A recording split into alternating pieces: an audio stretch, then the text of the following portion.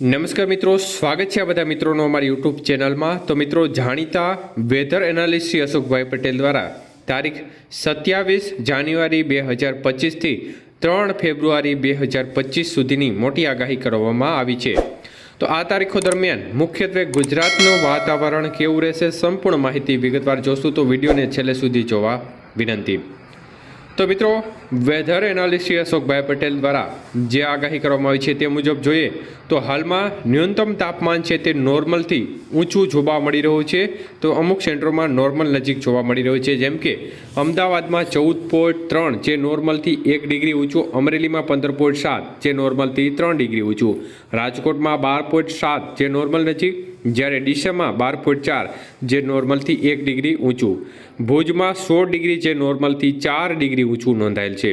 ત્યારે weather analyst અશોકભાઈ પટેલ તારીખ 27 જાન્યુઆરીથી 3 ફેબ્રુઆરી 2025 સુધીની આગાહી કરતા જણાવે છે કે આગાહી સમયમાં પવન છે તે મુખ્યત્વે વધુ દિવસો દરમિયાન ઉત્તર પશ્ચિમ અને ક્યારેક પશ્ચિમ દિશામાંથી પવન ફૂંકાશે।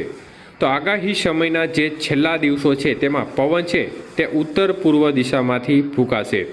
તો પવનની ઝડપ વિશે વાત કરતાં તેઓ જણાવે છે કે 27 અને 28 તારીખના રોજ પવનની ઝડપ છે તે 10થી 15 કિલોમીટર પ્રતિ કલાકની રહેશે, જ્યારે 29 જાન્યુઆરીથી લઈ અને 1 ફેબ્રુઆરી સુધી પવનની ઝડપમાં વધારો થશે અને 12થી લઈ અને 25 કિલોમીટર પ્રતિ કલાકની ઝડપે પવન ફૂંકાશે।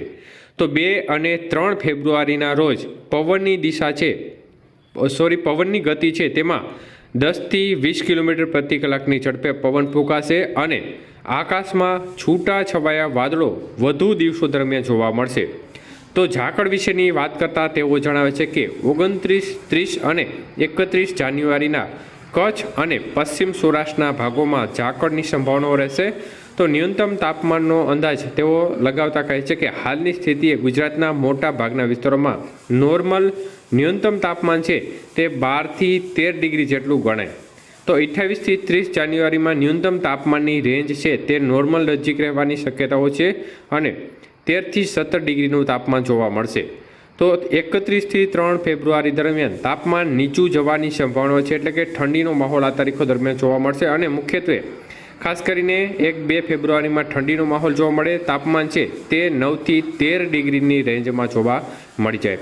એટલે શુક્રથી સોમ દરમિયાન ઠંડીનો ચમકારો જોવા મળશે। મુખ્યત્વે આગાહીના જે દિવસો છે તેમાં વાતાવરણ સૂકું રહેવાની સંભાવના છે। અમુક વિસ્તારોમાં વાદળછાયું વાતાવરણ આગાહીના અમુક દિવસો દરમિયાન જોવા મળે તેવી સંભાવના પણ તેમણે વ્યક્ત કરી છે।